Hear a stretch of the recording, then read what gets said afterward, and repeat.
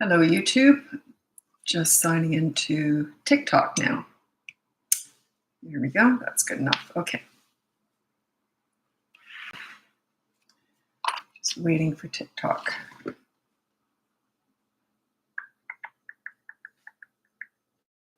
My main audience is on TikTok.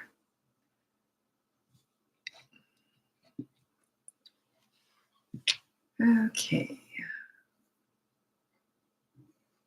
Hello, Grasshopper. 75 cash. $. Karen, I don't know what the heck that meant. $. Karen, Sabina, Shannon, Renz, Shih Tzu. I had a Shih Tzu years ago. Cutest little thing. Shannon Renz, Donna. Some of your names. I see some familiar names. While we're waiting, I'd love to hear where you're from. I'm here in Vancouver, Canada. And also, I'd love to know, are you new? So if you could just type in new, I'd appreciate that because it's always interesting.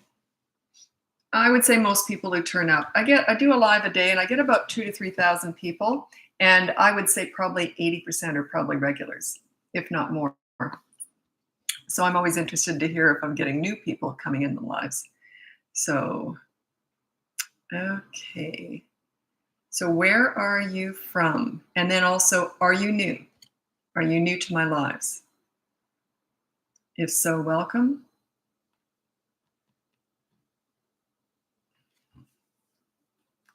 Okay, I'm just asking where you're from. I'm in Vancouver, Canada. Ireland. Yes, I'm new. Excellent. Welcome. I'm adopted. And my parents thought that I was half Irish, French and Irish. So my whole life I celebrated St. Patty's Day and a little bit of the Irish in me. Turns out I have no Irish in me at all. So isn't that funny? They could have told me I was anything. I would have believed it. Austin, Texas. Hello. I got to get there one day. I think that would suit me because I'm really into health and fitness. And I hear that Austin is the new LA. Is that true when it comes to all the healthy stuff and smoothies and all that sort of stuff? I hear that Dallas isn't as much like that. But anyway, I want to go to Dallas and Houston and Austin one day. So, okay, let's just get going. My name is Lisa. I'm a parenting coach. If you go on the link above, I have my coaching in there. You have my courses. My big course is my boot camp course. Teaches you how to get respect in 5 weeks. If you have a 3 to 12-year-old, I have mini toddler courses and my free behavior board.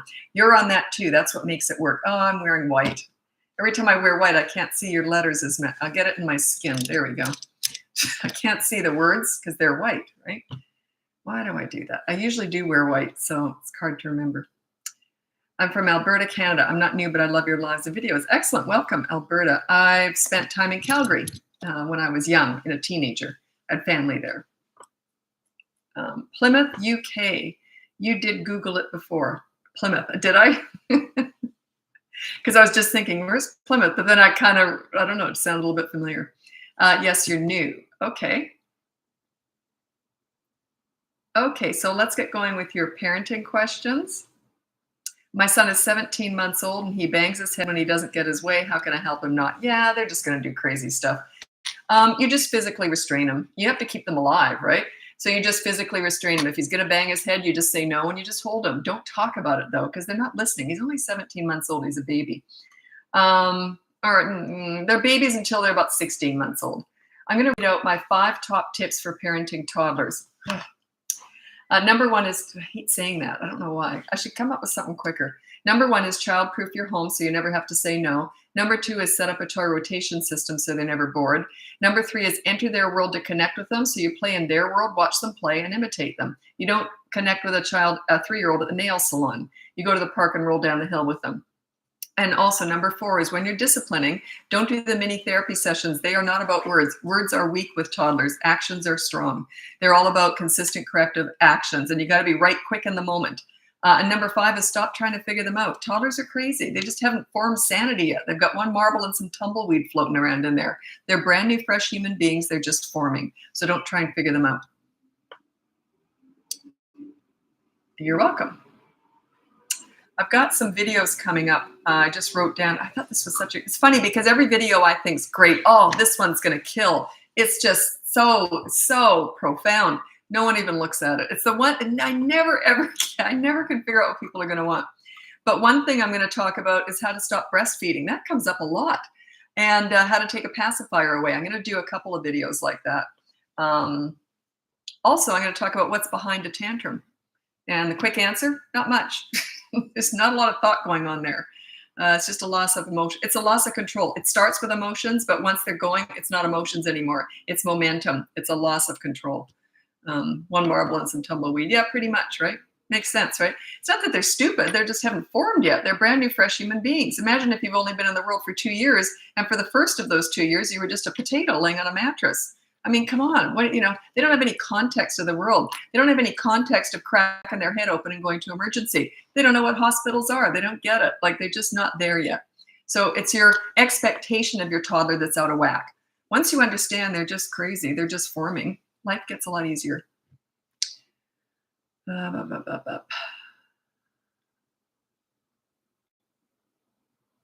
Oh, I had this client this morning. I just love her. She's so cute. And she said, I don't know whether my son's a genius or a psychopath. So I got permission from her months ago when I first was working with her to repeat that. I don't know whether he's a genius or a psychopath. I said, well, let's work with the genius, because a psychopath, not much I can do about that. I don't think he is, but it was very funny. Actually, I'm going to write that down. I forgot. I had forgotten all about that till I was talking to her this morning. My son's either a genius or a psychopath. They can seem nuts sometimes and evil. They just can. Chances are they're not. So go with the fact that they're not and just work on their behavior. Setting yourself, you're never fixing kids here. You're fixing and teaching yourself. I teach parenting. I don't teach kidding or toddlering or teenagering. I teach parenting. So you set yourself up as a leader and everything falls into place. They just don't act out. Their behavior takes care of itself.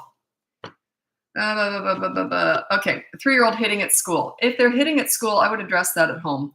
And I would say, look, tell the teacher, I want to know every time he hits, could you please let me know? And then say, by the way, you hit at school. On the behavior board, that's free down up above, by the way, the behavior board, just go in the link.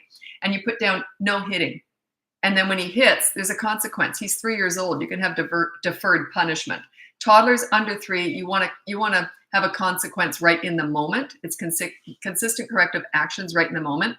But at 3, he hit at school, he can come home and have a consequence then.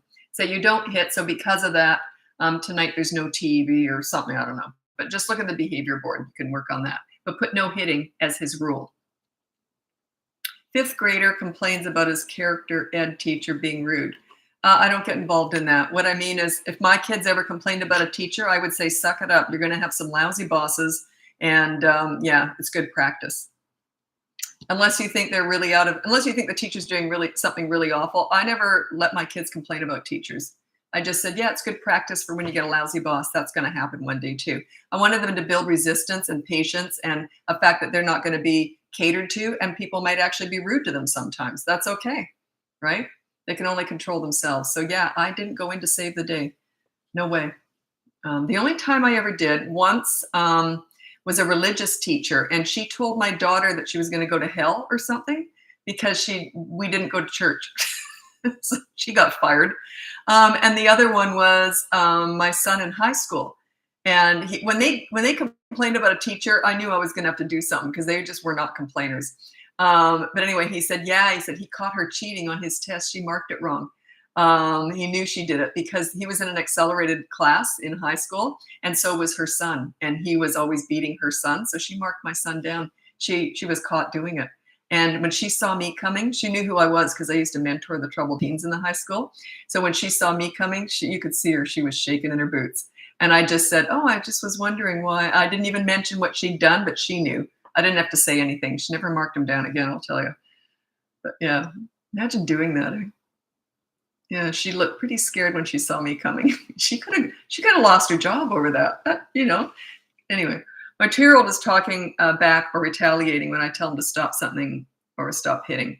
Yeah, he's just 2. I mean, talking back, who cares? I don't care about attitude. I never address attitude. That takes care of itself once you're a leader. But toddlers are going to try stuff, okay? Your leadership really kicks in at 3 to 3.5. That's when it really kicks in, when they can stop and think before they act. So they're going to try stuff when they're little and retaliates and all that. Just take charge. Like it's consistent corrective action. Whenever he does something and hits or whatever, you say no and you take a toy away. Consistent corrective actions. Words are weak with toddlers. It's all about actions. Words mean nothing to them. Nothing. They were invented for you. You know, these mini therapy sessions discussing all their feelings. You know, you shouldn't hurt other people. It's just garbage. It's not for the toddler. It's for the mother. That's feeding the mother's needs. Has nothing to do with the toddler. Nothing. I just saw some big famous scientist, and he studies human nature or something. I don't know who. I should have known. I should have taken note on who it was. Anyway, he just validated everything I talk about. He said the first 7 years are formative, and in those years, they're not listening, they're observing. They learn through observation, and it's so true. It's how you act. You set a good example. That's why you're on that behavior board. Words are okay past the age of 3, especially 4 and 5 and 6, but that's not what they're observing more than anything. It's all about observing you. So watch what you do and say. Is the behavior board free? Yep, completely free. I'm currently in a tight place, and it's completely free, as are all these. I don't get paid for any of this, by the way. I just love doing this. So like TikTok doesn't pay anything, not in Canada. Anyway, so yeah, this is all free, and the behavior board's free. The courses and the coaching isn't, but yeah, most of what I do is free. My 2-year-old stopped eating. Now, you were on Instagram, weren't you? I just answered that question. I said, if that's has he really, I think it must be you, because it must be the same one. Anyway, I did answer that, but I said, eliminate any medical issues. If not, you'd have to hire me for that. I don't know what's going on there. I would have to assess the situation. Check out the link in the bio if you want to hire me for coaching. Because yeah, if they stopped eating, I would have it medically. I'd go to a doctor first. Eliminate any medical issues. 4-year-old, LOL, all the time when it's time to get dressed for school. He can do it. I dress the thing. Oh, so he's just being a pain in the butt in a school morning. Actually, the school morning routine. I actually just wrote down today. I'm going to do a video on. No, I'm going to do a course on school morning routines, because they should be a routine. And also, if they're and then on the behavior board, put down follow school morning routine. If it's not followed, then there's a consequence after school, not in the morning. But here's what I did with my kids. I have no memory of disciplining. They were just so easy, but they were self-disciplining because I was a leader from the time they were really little. So the rule was, of course you can watch TV in the morning, as long as you've got all ready for school. Like they knew once they ate, they knew that they had to do what they needed to do before they could do what they wanted to do. And they wanted to be able to sit and watch. There was this one show that was on in Australia where we lived in the morning before school, and they wanted to watch it. So they'd rush around making their bed, cleaning their room, whatever, eat breakfast, get dressed, get all their stuff by the front door, and then plop, they'd sit down and watch TV. So it was incentive. It wasn't bribery, because I never said, bribery is different. This was incentive. Yeah, you can sit and relax and watch some TV in the morning as long as you got everything done. I have no memory of telling them anything in the morning, because they understood you got to do what you need to do before you can do what you want to do. So it was that as soon as method. That's what I call it, the as soon as method. Sure, you can watch TV as soon as you're ready for school. You can give that a go, or use the behavior board and say follow school morning routine. On a separate piece of paper, have the school morning routine. Get dressed, eat breakfast, brush your teeth, stuff like that. And then if they don't follow it after school, there's a consequence. Oh, God, I talk fast. I don't know why I do that. No, not on Instagram. Okay. Yeah, it was someone else then. Okay. You are God sent. I'm not religious, but thank you very much for that. I often say, I feel what I do is like a blessing to me to be able to help people every single day. I'm not religious, but sometimes that word just fits. I'm agnostic. I'm not an atheist. But I don't know what's going on out there. I think that I'm open to, whatever happens. But yeah, I respect it. Also, I've learned a lot from my clients. I get clients from all over the world. Some of them are really religious, like their religions are very strict. And I have to work within those parameters. I find that really interesting, because I can't recommend all the same things that we do here in North America. I have to, sort of adjust things around. It's quite interesting. And I learn a lot about the rest of the world. It's quite fascinating.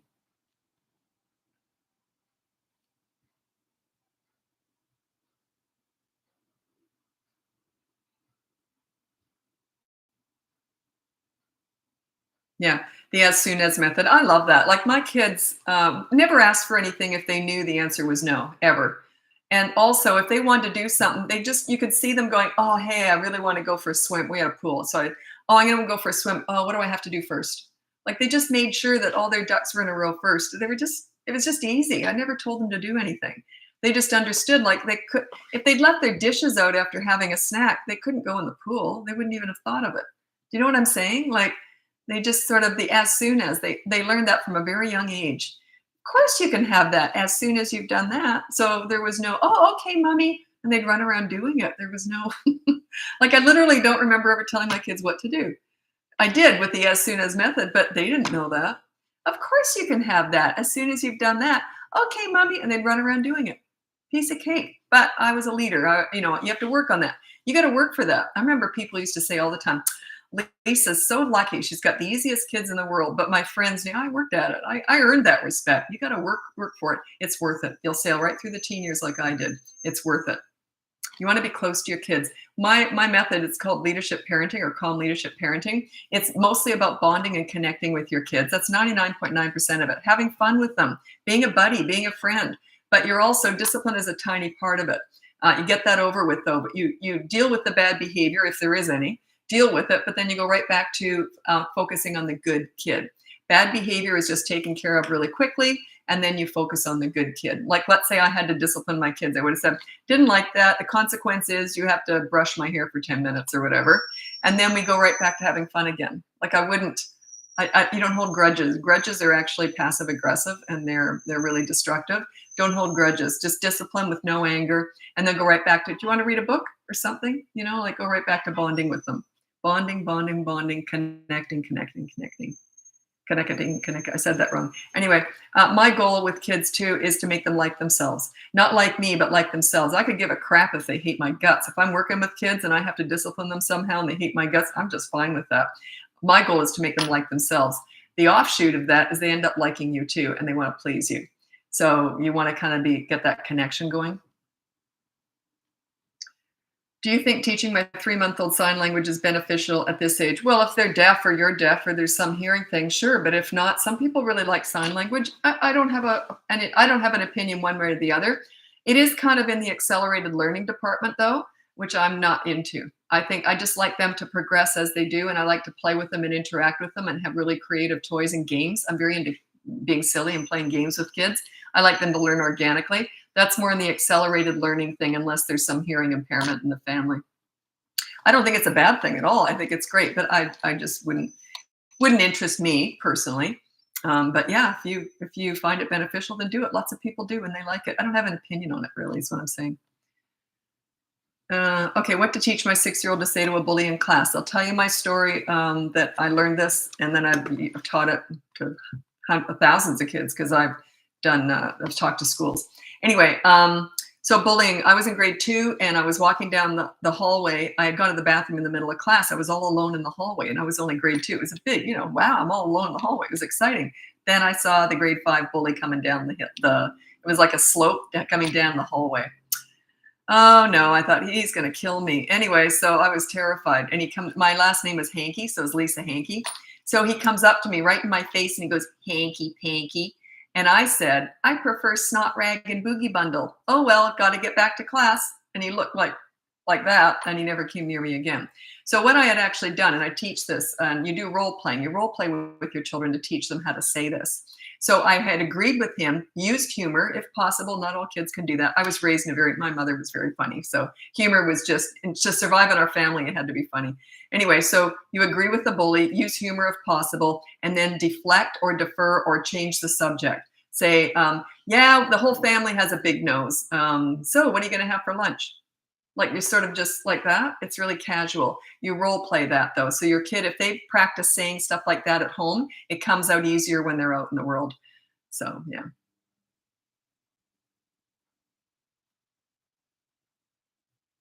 22-month-old pulling hair. Again, toddlers are all about consistent corrective action. Just say no and take his hand away. When he goes for it next time, say no and go like that, and then remove yourself, walk away, go do your chores or whatever.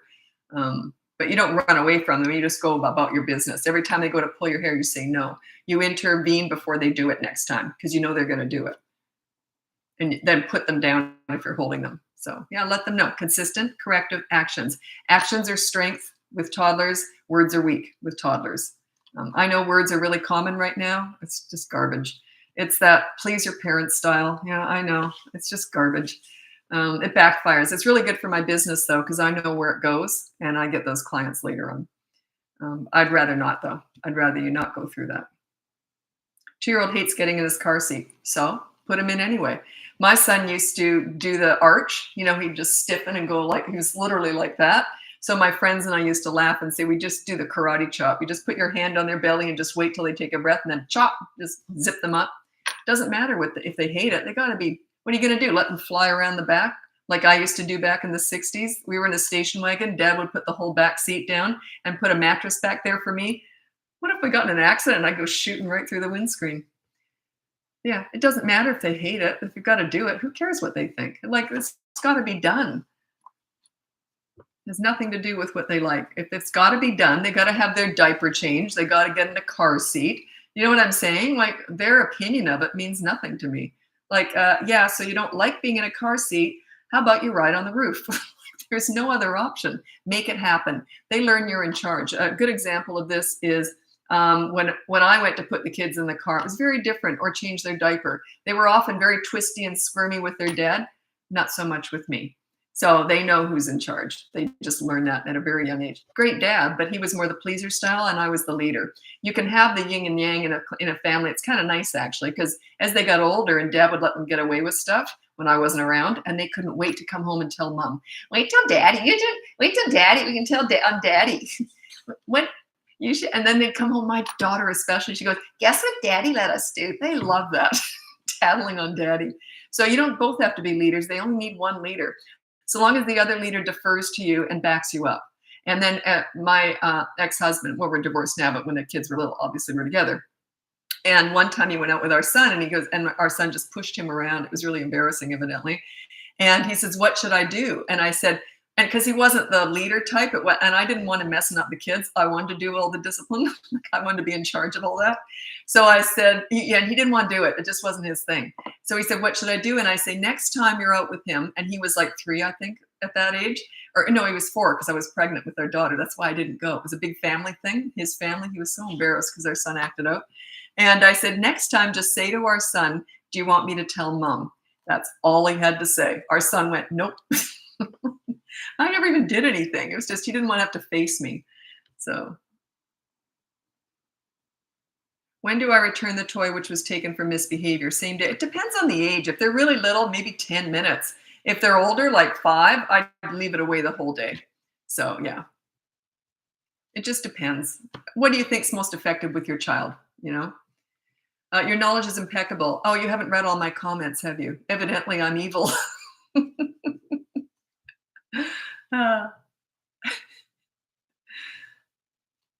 It's funny because my daughter often reads my comments, and it not so much anymore. She doesn't like it because you don't want to hear other people saying horrible stuff about their mother. I love it. I love all the negative stuff. That's what puts a fire under my butt, and because I know I'm shaking things up, I'm a threat. So that's good. It means I'm shaking things up, and that's great. Okay. Is it even possible to discipline a 2-year-old, or is it just correct and remove from the situation? It's a slow burn. It's consistent corrective action, but they learn through repetition. And what that says to you is it's going to take time. And then they might even revisit it. So they do something naughty. Within about 2 to 7 days, you should be able to train them out of it by using consistent corrective actions. They might revisit it a week or 2 or a month later. They might try it again. So yeah, they can learn, but they definitely don't have as much. They don't stop and think before they act. That's the problem. Toddlers are all about impulse. Oh, that looks good. I think I'll smear my poop on the wall. Like, they don't stop and think, right? So that's why it's kind of hard to discipline them in a way, but they learn through repetition. And that's more, some of my clients are child psychologists, and they've told me what it is. They said, oh, that's that. And they learn through repetition. It's like they'll eventually learn not to touch a hot oven, but they've probably got to be burnt 20 times, but then they'll never touch it again. You see? So it's not that they learn the first time. It's not even a thought process, really. They just instinctively don't touch it because they've been burnt so many times. It's like that. I know there's a correct term for it, and I won't even use it because it doesn't sound like me if I was to use it. So I never even wrote it down. But I've had several clients who are child psychologists who told me there's a term for that. Um, that wouldn't sound like me if I got all technical because I have no training, right? No qualifications. So I know you're not. Yeah, no, the negative comments, the reason why I take them as such a compliment is it's often repetitive with the same people. They keep watching. So, and sometimes I've been on here now for about a year and a half, and sometimes they'll actually hire me. So it's good. The people who fight the most are the ones who need to hear what I have to say the most. So that's why I like it when they come at me. I know that sounds kind of crazy, but crazy, Lisa. I just understand it. I get where it's coming from.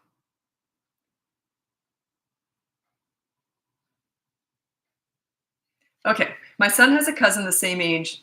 What's the age though? It's so mean to him. Sorry, I can't read my white because your letters are white, so I'm trying to get my face in there. So mean to him. How do I handle another kid being mean? You just talk to the parents, but you don't say she's being mean to my kid. You say, look, they're not getting along. What can we do? Okay, it's like that. It's a tough one.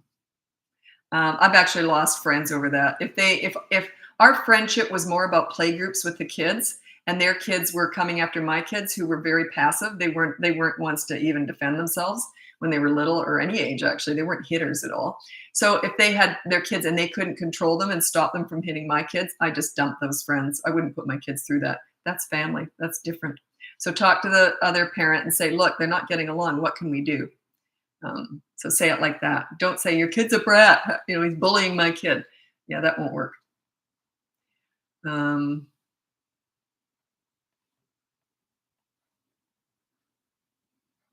I'm going to talk a little bit about parenting styles. I've got a couple different things I say about that. But one is I teach leadership. It's not either of these. The old fashioned way of parenting was the old authority style parenting. My way or the highway, I'm in charge. You do what I say because I'm your parent, right?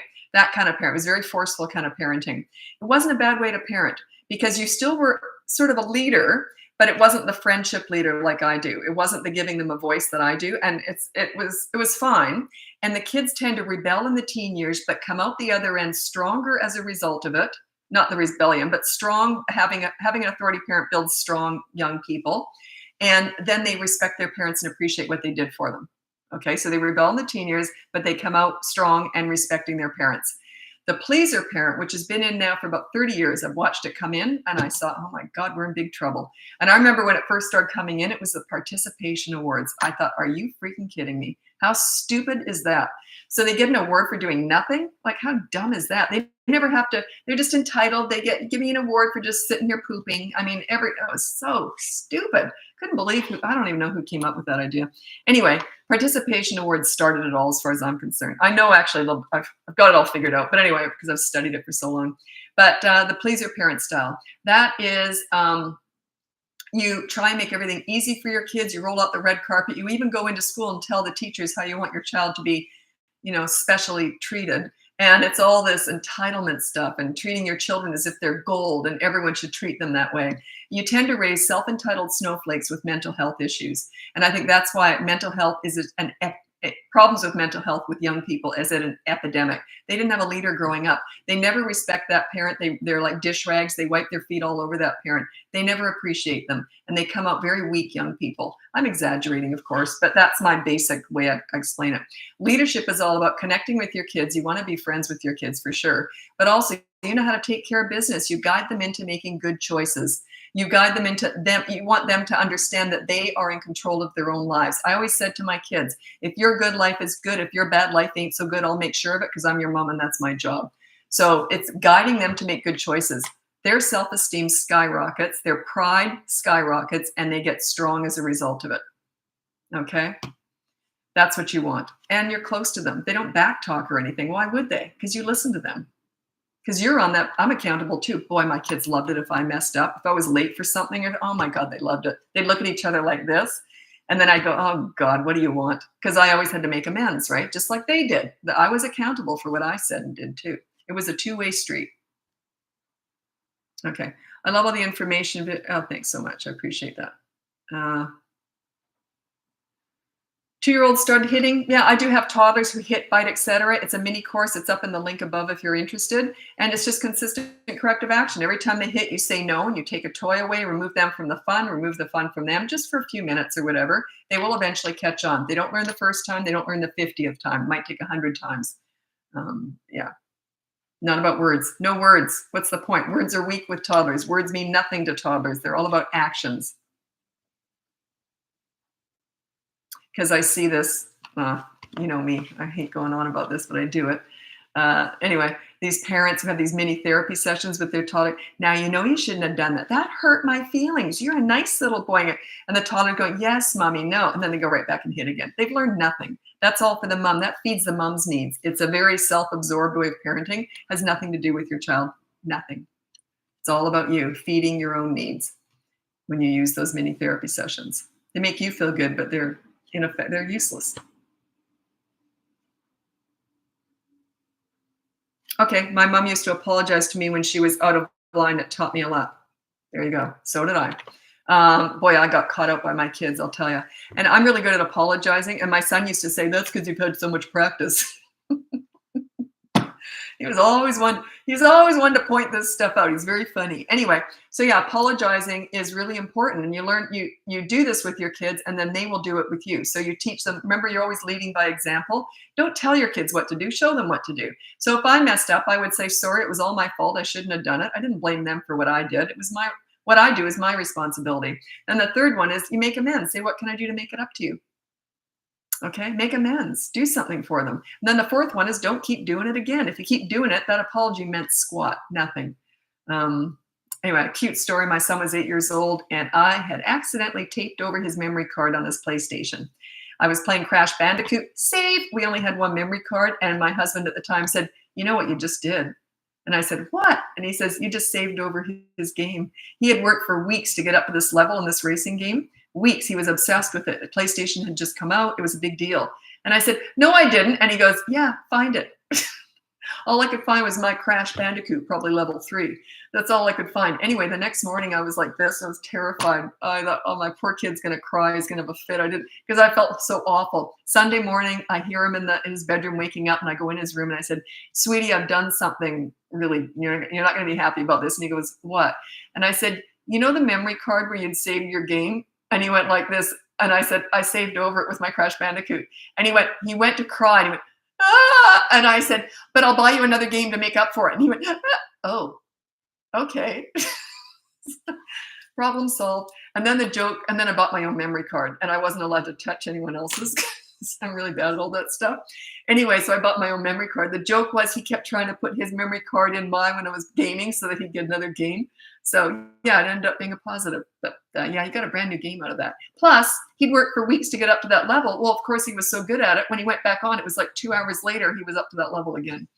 So anyway, it was funny.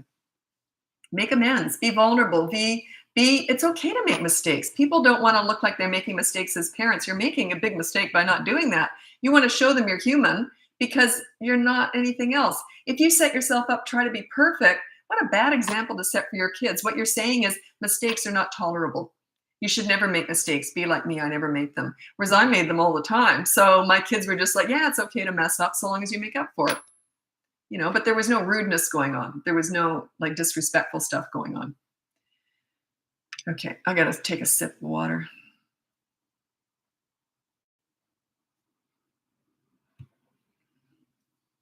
By the way, don't warn your kids. If they're doing something bad, don't give them a warning. If you do that again, you're going to get in trouble.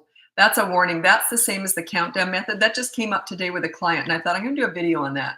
But yeah, if you give a warning, it's the exact same as the countdown method. It's condoning that you hit once, but you can't do it again. And when you do the countdown, 3, 2, 1, they can hit like 20 times, and there's no consequence. So if they do something bad, there has to be a consequence. There's not a warning. It's like, yeah, it's okay to do it once. It's a mixed message. It doesn't make any sense. And they learn that they can do whatever they want once or more. I like this story, and I haven't got it. I don't write it very well, but It was such a good story. It was a friend of mine. We had little kids, and we'd taken them to not Dairy Queen, to McDonald's to play in the playground and get an ice cream cone. So her child was extremely unruly, very difficult, was just doing everything wrong, because he didn't like the fact that we were talking. The two moms were talking. He wanted all the attention on him, and he knew how to get it because he was difficult, right?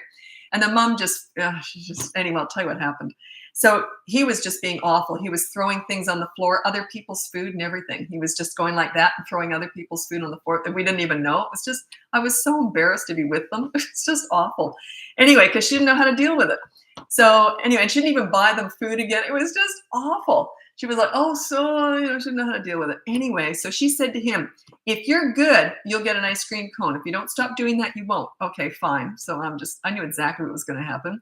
So he stopped being rotten, waiting for the ice cream in the lineup. He gets the ice cream and he goes over and hits someone. And then she didn't even take the ice cream cone away. And she even said something to me because she knew I was very into, my kids were so polite, right? And she even said, well, I already said he could have it. I can't take it away now. And I thought that ice cream cone would have been out of his hand in the garbage like that with me in a shot. She did nothing. So I just thought that was so funny. But I never told friends how to parent. But she knew. She knew she messed up. The reason why she didn't take the ice cream cone is she didn't want him to get worse. Well, I would much rather him get worse and learn his lesson and not continue to be like that. He got worse and worse and worse as the years went by. So she was always afraid of him. I'll tell you that ice cream cone. He would have gone for one lick and I would have had it in the garbage so fast. It's funny. But yeah, I never tell anyone else how to parent. You're soliciting my advice when you come on here, but I've never, ever, I don't give advice to friends or anything. And I'll never tell my kids how to parent. It's none of my business. Okay, I just got a comment or a question on YouTube. I'm just going to read that because I'm usually on TikTok. TikTok's where my big audience is. So that's why I'm just got someone on YouTube. Okay. Hi, liking your channel a lot. How do I handle my toddler's tantrums in public right now when she gets in? Okay.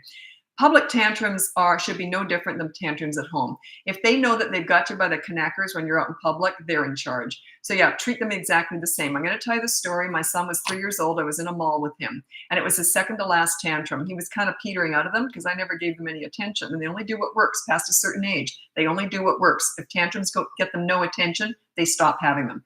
Okay, so anyway, going through the mall, I don't even know what happened. We weren't even talking. We were holding hands, walking, leaving. And he just started to have a tantrum. He threw himself on the ground, started crying, like a tantrum. So I pulled him away from the staircase, put him up against a store window because it was a very loud, crowded mall. So he wasn't disturbing anyone. And it wasn't a huge tantrum. Anyway, and I just stood there doing my usual, I got out my nail file, filing my nails like this, just waiting. I'm just waiting for it to end. And anyway, these young moms kept coming up to me. Oh, you should give him a hug and talk about his feelings. I'm like, oh God, I didn't know what the heck they were talking about. I said, keep moving, keep moving. But these grandmothers and these moms with older kids kept coming up to me. You know what you're doing. Good on you. And I'm like, yeah, I know what I'm doing. Anyway, so who would you listen to? The experienced or the non-experienced? Anyway, so he didn't last for that long. And then he gets up and I said, oh, y'all done? Okay, let's go. And we just walked out. He only had one more tantrum after that. Got to know it didn't work, in other words. They only do what works. If it never works, they don't do it anymore. Past the age of 3 to 3.5. When they're little, they don't quite get that yet. They just can't process that quite yet, but they're learning. It will minimize in duration, frequency, and intensity, even when they're little, when you learn how to ignore tantrums effectively. It's not like don't go on your phone or anything. That's dismissive and rude. It's like, I'm waiting. I want him to see that I know he's doing that, but I'm just waiting, filing my nails. Like I'm waiting. I might look down every so often like this. Oh, you're still going at it? But I wouldn't say anything. Like I'm just waiting. I'm exhibiting calm behavior, what I want from him. When he quits being crazy and he's calm, then he'll get a reward. He'll get attention. Reward the calm, not the crazy. So important. That's where I get the most hate on here is when I talk about ignoring Don't ignore children. Oh, geez. Whatever. I love all that stuff. I'm shaking things up, right? That's why I get all that hate. That's a good thing. And some of those people become my clients. Okay. Or some hate me forever, and that's fine too. My 11-year-old daughter chose to live full-time with her dad without reason. Any thoughts? Yeah, you'd have to hire me for that. I'd have to assess the situation and tell you how to move forward. I don't know why she did it. I have no idea. I don't know what kind of parent he is, what kind of parent you are, where you live, where her friends live. I have no idea. What are the rules at dad's house? What are the rules at your house? Blah, blah, blah. But they generally they're generally are more drawn to the leader. Almost always. They're more drawn to the leader because you're the one that they care what you think and they want to please you. So they're more drawn to the leader. So anyway, you'd have to hire me for that. That wouldn't be one session. That would be 3 to 5 sessions figuring that out. Okay. Toddler hits, at what age do they typically grow out of it? They may never grow out of it if you don't address it. It's got to be consistent corrective actions. But they usually, within a week, you can stop them from hitting, but they might revisit it every so often when they're little. By the time they're 3, you put no hitting on the behavior board, and there's a consequence every time they do. They'll stop. They'll learn. They don't want the consequence, so they'll learn. Hits and bites, toddler, yeah, when they're upset, yeah, they do that all the time. I get a lot of those questions on here today. So yeah, I have a mini course on that, toddlers who hit and bite, if you're interested. This is one of my mini courses. It's up in the link above. 2-year-old, 2.5-year-old that screeches and goes, well, I don't know if they're doing it because they're happy or they're sad. What kind of stuff? I kind of tend to ignore that anyway. And then when they talk nicely, then I tend to give them attention. So remember, ignore the crazy, reward the calm. They generally want your attention, so they learn to do what gets attention, and they stop doing what doesn't. That's why words are so ineffective. That's why you should never try and discuss things with a toddler, those mini therapy sessions, because that is attention. You're actually feeding the screaming, the screeching, the tantrums. You're literally feeding it. Modeling calm behavior. So, and I'll tell you another, actually my favorite tantrum story was the one at the swing story. That's my favorite tantrum story because it goes into great detail about my method and the other method that doesn't work. Anyway, true story. My son was 2 years old. I went to the park and there was 2 swings. There was another mom there with her 2-year-old boy. I didn't really know her. She was new in the neighborhood. So anyway, so we both go to put our 2-year-old boys in these swings. And we're chatting, introducing, hi, I'm like, all that stuff. And then both boys at the exact same time pointed to the other swing. They wanted the other swing. And we just said, oh, let's just switch them. Who cares, right? So we go to switch them, and they both start having a tantrum at the exact same time. So they're just crazy, right? So there was 2 benches there. And so I took my son to one bench. She took her son to another bench. Here was my bench. My son went to run back for the swing, and I put my arm out just to stop him. And then he sat back. He knows me. He knows I'm not going to let him get back. So then he just sat back. His tantrum lasted maybe 2 minutes. And I'm just ignoring it. I'm looking at the birds in the trees. I'm not saying a word to him. Finally, he calmed down and I said, oh, y'all done? Okay, let's go back on the swing. Put him on the swing. He's swinging happy as anything, right? Here's the other bench. The mom keeps talking to him. You should have done that. It wasn't very nice. You cry and I would have put you on the other, and and it's getting worse. She's feeding it. It's getting worse and worse. She's trying to hug him. She's trying to hold him. He's trying to pull away from her. It's getting worse and accelerating for like 20 minutes. And then finally he stops and he has the hiccup cries. Now, do you think she let him back on the swing? Oh no, she did a mini therapy session. Now, for 10 minutes. If you just acted a certain way, she went through the whole thing, told him what he did wrong, what he should have done right. He's not listening to any of that. That poor kid was being raped through hell. It was painful to watch. So anyway, finally my son was tired of swinging after 30 minutes. We went home and her kid was still, I think she put him in the swing. I can't remember, but it was misery. Her and her son had a miserable time at the park.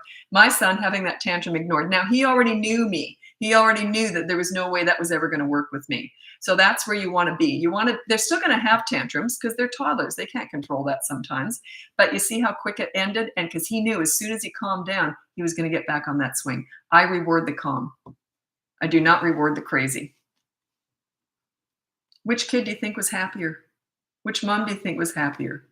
What do you think's kinder? Overall, hers seemed like the kind way to do it. It's not, though. It's actually the exact opposite. It's mean to keep feeding a tantrum. Why does talking feed the tantrum? Because any attention is tantrum food. It just makes it accelerate. It means it's working. It means that, hey, if I keep going, I'm going to keep, they want that attention. They're going to keep getting it. And they realize, hey, wait, I'm doing this. That's how I'm getting the attention. It just is. It's like this, it's a mess. So which kid do you think was happier? Which kid do you think's more well-adjusted, more just acts out less, respects the parent more? Think about it.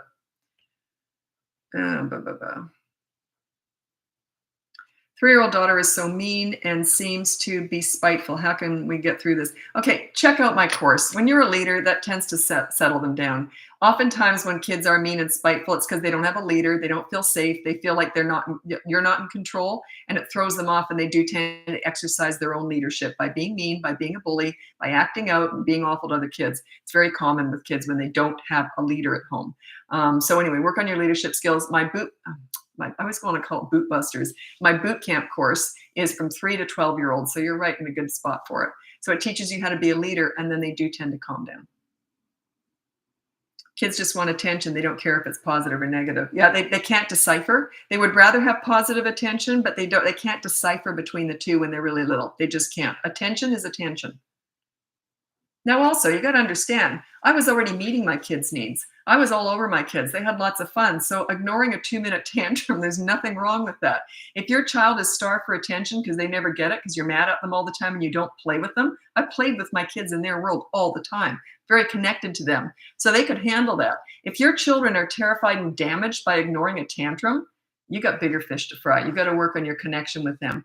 They don't feel loved. There's something else going on there. It has nothing to do with the tantrum, by the way. Like you ignoring the tantrum didn't build that. Something else did. Okay. My daughter threw a fit in the store once and we left. She didn't get her way. That was the only time. Yeah, good. So she didn't get her own way. There was no benefit to doing a tantrum. But when they're toddlers, they're going to keep having them for a while, usually anyway. What is it that's done as a kid that as an adult they have low confidence? Well, I don't know. That's a huge question. I would say not feeling heard. Listening is one of your best parenting skills, being really good at listening to your kids. And you listen to understand and show empathy. You do not listen to gather information to lecture with. If they want your advice, they will ask for it.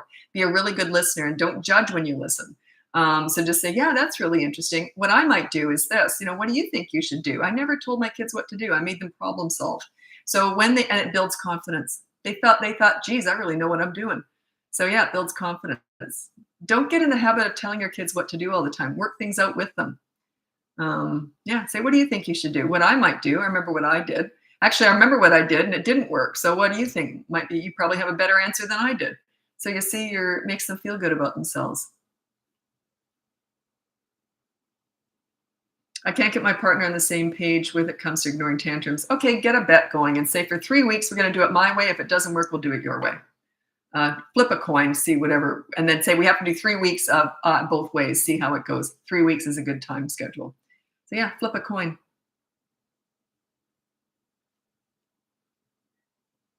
Where were you when my kids were young? I've been doing this for 17 years, so I was probably around. I just went on, I used to do a lot of local like news shows and breakfast TV shows and that, and a lot of radio stuff. Like me, I was like the parenting expert. So it was more local stuff. And then I went on TikTok. And then also, then I got into referrals more. So that's where I was getting most of my business, like doctors, child psychologists, teachers, they would refer me, and clients. That's how I was doing my business. Then I went on TikTok a year and a half ago. And that's now I'm getting a wider audience from different places. But it was more local before. Okay. Any tips for a special needs 15-year-old with sensory issues? He's very impulsive. That's coaching. You'd have to hire me for that. I'd have to assess the situation. And also sensory issues, boy, that could mean anything. And impulsiveness, yeah, that's kind of a teenage thing. But yeah, there's ways around that. By the way, the better you are at listening, the more likely they are to tell you everything long before they do it. I knew everything my kids were doing. They told me everything before they even did it. So I didn't always want to hear it, but you can guess what I'm talking about. But that's because I told my mom everything too. I ran everything by my mom, as did my kids. So yeah, be a good listener.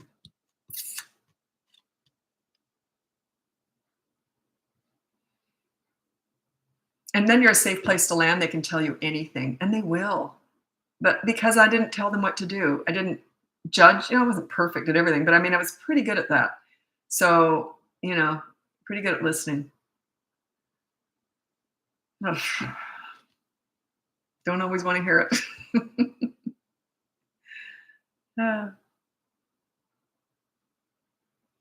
I guess I should have mentioned he is nonverbal.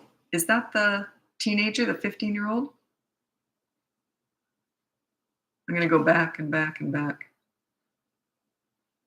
I can't always go back. I got bad vertigo issues, so I get dizzy when I go back. I can't go back anymore. I was trying to scroll backwards to see what the first part of your question or comment was.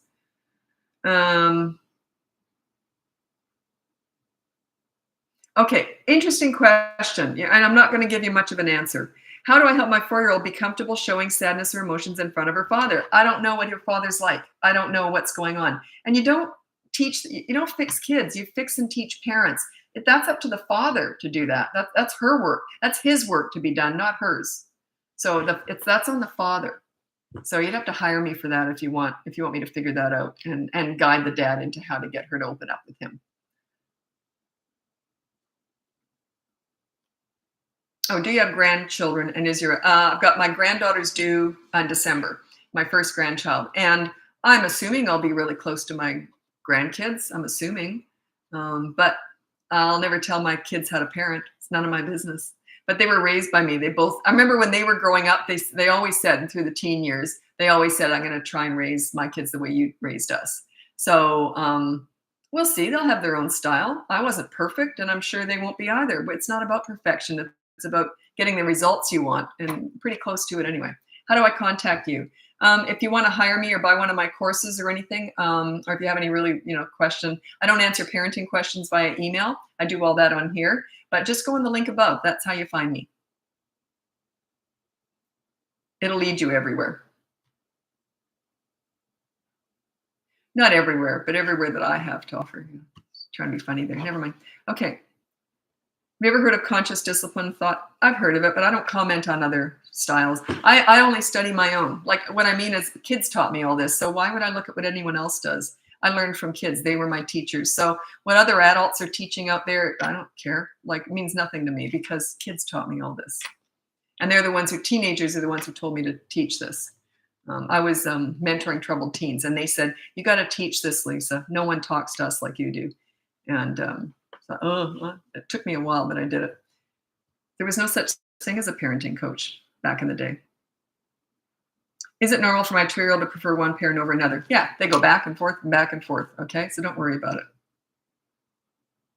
How do you deal with bullying? That came up earlier in this live. Bullying, I'll tell you my story. I was in grade 2 and I was in the hallway alone, and the grade 5-year-old school bully was coming down the hallway, just the two of us in the hallway. My last name was Hanky. He came right in my face and he said, Hanky Panky. And I said, I prefer Snot Rag and Boogie Bundle. Oh, well, got to get back to class. He never came near me again.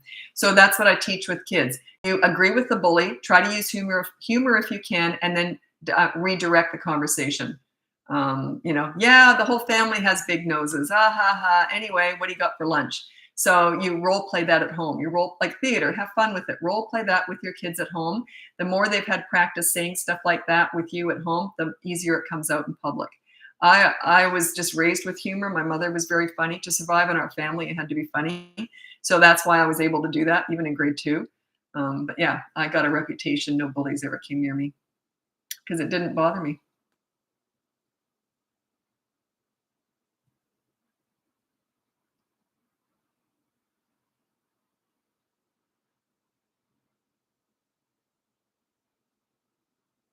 Okay. So how can the now adult build their confidence after going through that as a kid? So you want me to do adult therapy? I don't do that. There's a lot of counseling and therapy in coaching, but I'm not authorized to do that. But there's a lot of that because a lot of my clients, they have to overcome their own childhood. But we don't go into it. I assess it. Oftentimes I'll ask, what was your childhood like? Because I realize there's some damage there.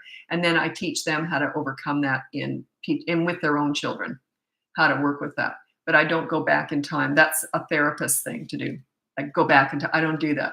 I only gather enough information from the history to move forward. I'm solution based. I'm here to teach you how to be a leader. I'm not here to rehash everything you went through. But yeah, it's just not what I do because I'm solution based. I'm obsessed with your results. Obsessed. It's what I love. It would be like going to a diet center and discussing how you got fat instead of discussing how you're going to lose weight. You know what I mean? Like, why would you, but then you go to a therapist to discuss how you gained the weight, right? It's different. If you want to rehash the past and all that and work through it, there is some credit to that for sure. And oftentimes people will hire me and they do both. They have a therapist on the side and then they have me that they're working with parenting. But yeah. I'm not a yesterday person. I'm a today, tomorrow person.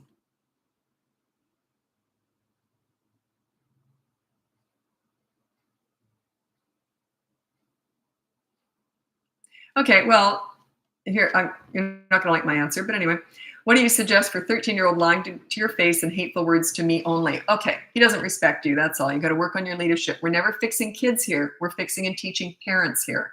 So you got to work on your skills to talk to him, to bond with him, and show him respect. Okay, to get respect, you got to get it. He's a teenager. I don't have a course on that, but teenagers right now are just coaching. That would be 5 sessions. You got to work on your leadership skills. You got to connect with him. You connect with little kids by disciplining them. That's part of it because you're teaching them right from wrong. He already knows it. It's different. Plus, you have to get respect before you even consider disciplining a teenager. And you never discuss attitude. His attitude is a direct reflection of the way he feels about you. He doesn't respect you. That's all. Learn how to get respect by being a leader. That's what I teach. I specialize in teenagers. They're my favorite age, actually. It's doable. He's only 13. He's still a baby. I often work with 18-year-olds who are violent. And it's still doable. It's a lot harder. The results are harder to get the older they get.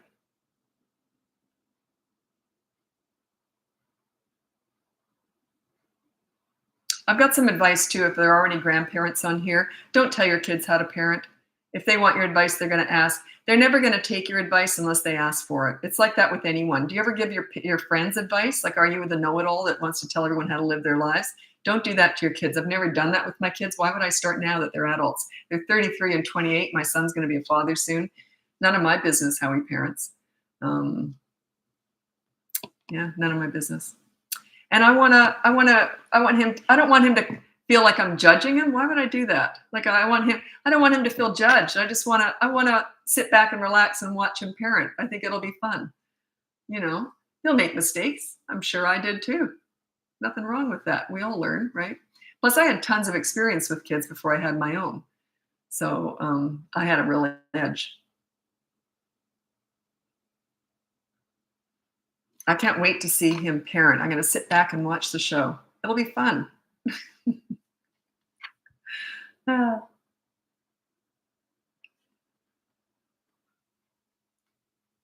In your experience, how long should a tantrum meltdown for a 2-year-old? Today was the longest. Oh, it can go on for hours with older. The older they get, the longer they can go on. But yeah, it depends. Like if you're consistent, they don't usually go on that long. If you consistently ignore it, but if they think that you'll eventually give in, they're going to get longer and longer and longer because they know if I just lengthen this, they'll eventually give in to me because they're afraid of me. They don't think it through, but that's what's happening. They don't actually think, wait a minute, it just happens that way. It's organic. They learn organically, right? They're not thinking it through. But yeah. So yeah, the longer they go on, they figure they're going to get their own way. That's why my kids only my son had tantrums, and they went till he was about 3.5. 3.5 was his last one. Anyway, so what was I going to say about that? Yeah, he just learned. They didn't last very long. A lot less with me than with their dad. That's for sure. He was more likely to give in.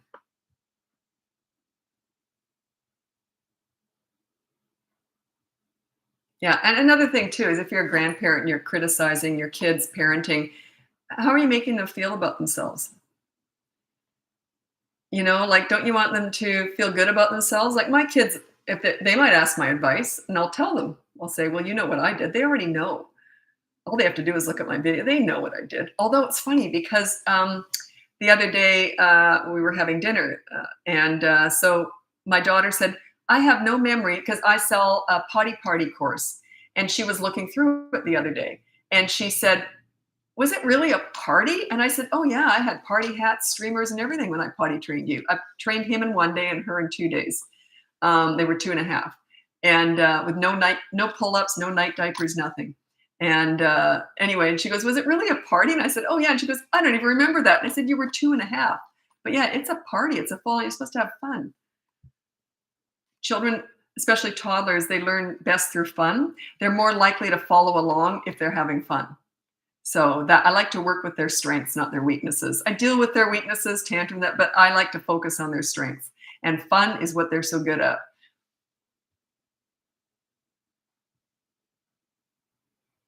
Yeah, my husband no longer has a relationship with his parents because of that. Well, that's on the parents because they're missing out. They made a mistake. Hopefully they'll see it one day. That's too bad though. I always feel bad about that. Okay. My 6-year-old ignores me, doesn't listen. I want to tidy up. Okay. Okay. Look at my course. I have a boot camp course. It'll teach you how to get respect. Okay. Because she just doesn't respect you. That's all. You got to earn that. You got to work for it. It's not going to be handed to you on a silver platter. You got to work for it. You have to earn that. You have to command it. You don't demand it. You command it. So look at my leadership course. It's all about 5 weeks. And it's, if you have a 3 to a 12-year-old, teaches you how to be a leader. And then the bad behavior stops. They respect you, and then you can just relax and have fun. I want you to have fun parenting and find it easy. That's my goal for you. Fun and easy. That's what mine. I had fun and it was easy parenting. That's what I want for you. I just set myself up as a leader, and then it was fun and easy. That's what I want. Anyone can do this. It's learned skills, right? Anyway, I got to go. Thanks so much for joining me. If you go on the link above, you can hire me for coaching, buy one of my courses, or download my free behavior board. You're on that too. That's what makes it work. And I'll be back again tomorrow. I might not be here tomorrow. Tomorrow is my birthday. So I've booked up the whole day just for my birthday. And I'll be 63 years old. How the heck did that happen? Actually, I love being in my 60s. I feel like I've earned all my wrinkles and sags. Anyway, talk soon, and probably Saturday. Anyway, thanks so much. Thanks for the good wishes. Thank you. Bye now.